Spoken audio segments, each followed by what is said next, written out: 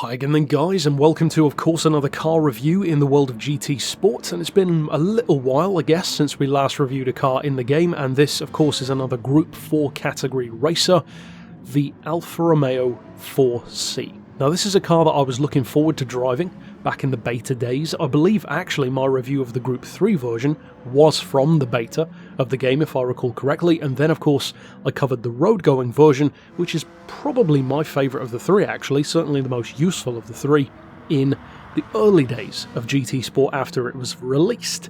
Now this one though we haven't reviewed before, and I'm working through a number of these Group 4 machines. Of course Group 4 varies wildly. You've got this tiny Alfa Romeo, you've got Meganes, Scirocco's, Corvettes, even up as far as Veyrons and Vipers. So it's pretty crazy to have such vastly different cars in the same class. However, a lot of that difference is of course offset by BOP, balance of performance.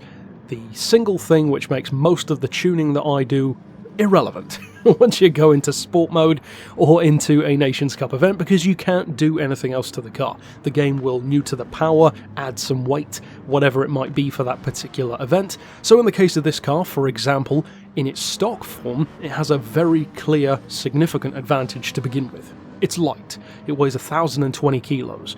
That probably ain't going to stay that way for long though, because balance of performance will immediately add some weight to it. The power is not overly high, it's not low, it's around 300 horses, which is about what you'd expect from a Group 4 car, anywhere between 290 and 350 typically. This one is 295, 263 pound-feet of torque, which is actually, I would say, more beneficial than the power. At least with torque, it doesn't tend to be as adversely affected by balance of performance. Now, as far as this car's handling, that is really what could make or break a Group 4 car, because there are some Group 4 cars that are definitely faster than others. The Meganes, the Scirocco's, they tend to be known for that in a straight line, especially the Megane.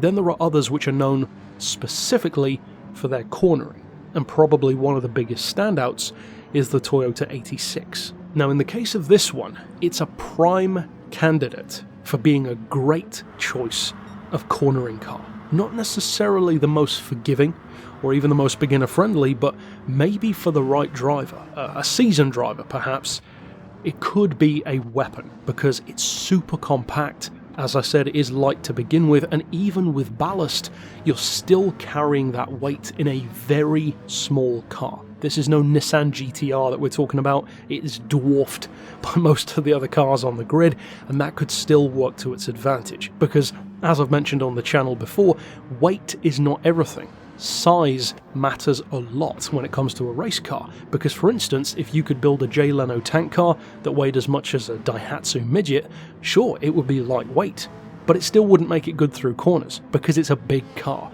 Likewise with these, a Nissan GTR is still a large vehicle, so on certain tracks, overtaking is going to be more awkward, whereas in the case of this car, it's super small, super compact, and you could well use that to your advantage. Now the fact that it's mid-engine rear-wheel drive instead of the, for instance, Toyota 86's front-engine rear-wheel drive does make a difference, and that single difference is what I would say tips the balance in favour of the Toyota, because this car is definitely more challenging.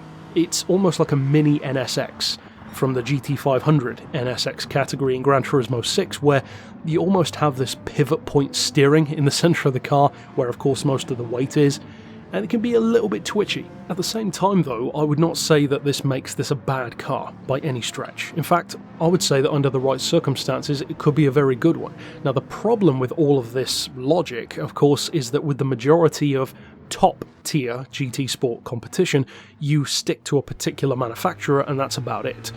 I would not necessarily recommend doing that with Alfa Romeo, because even though the 4C in all three of its forms, the Road, the Group 4 and the Group 3, definitely has some advantages, it's not really the strongest thing around in any of those categories. In Group 3 it's good, in Group 4 it's good, in Road form I would say it's the best, because you really let those advantages fly when it comes to going up against street cars, because again their weight is much higher.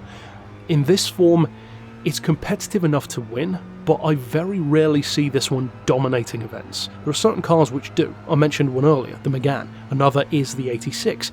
I just don't see that in the case of this Alfa. And even though in its street form I'm actually not a massive personal fan of the Alfa, I just think it's a good car to work with, I do think that that's kind of a shame that it doesn't have more use and get more support from the fans, because on paper you got plenty to be working with, but there's some disconnect there between the specs and between what it can actually do, because of course specs aren't everything, it's what the car translates that into.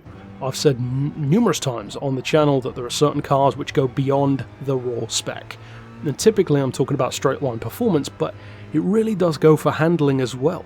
You compare maybe something like a top tier supercar maybe to a sports car that has even the same numbers, maybe the same weight, the same power, well chances are the supercar is still going to feel very different on a track, because it's just a different way of approaching performance. Unfortunately, the Alfa, despite having so many positives to work with, from the low weight to the compact size to the mid-engine layout, it doesn't quite get there for me. It doesn't fully translate to being a great race car. So by all means give it a try, and at this point in the game's cycle, chances are you probably already have driven it at some point. Maybe if you're newer to the game, don't necessarily buy the car, you'll probably win one at some point as well from a daily event. But the point is, give it a try, but I would recommend don't set your expectations too high for the Alfa Romeo. It looks nice, it's small, it's light, but it's not quite as, not dominant, but you know what I mean. It doesn't quite have the Lotus factor of being this really great little sports car. In its road form, especially around N200, it does. That's exactly where its comfort zone is. In this racing form, I would argue not so much, and I believe, strongly in fact, that one of the reasons why is because when you take a mid-engine car, even more so than something like a hot hatch arguably, and then give it more power to cope with, even with extra downforce, it's going to be challenging, because it's a car that's very small, you don't have the weight to ground the rear tyres or the front tyres, it's very compact, you don't even have something like a longer wheelbase to make it a little bit more controlled, it can be very skittish. That is kind of what the Alfa feels like. It's a little bit too playful for its own good. So ultimately, give it a try, see what you think. But as long as you don't carry in too high of an expectation, I think you could be pleasantly surprised. Just don't hang all of your expectations on this car, basically. Overall though, that's it for my thoughts. Of course, stick around on the channel for more car reviews. Of course, if you want to check out my Group 3 review and the road car review, and I have done, as I said, an N200 build for the street version of this Alfa as well. But that's it for this review. Of course, I'll see you next time, and for now, as always, thanks for watching.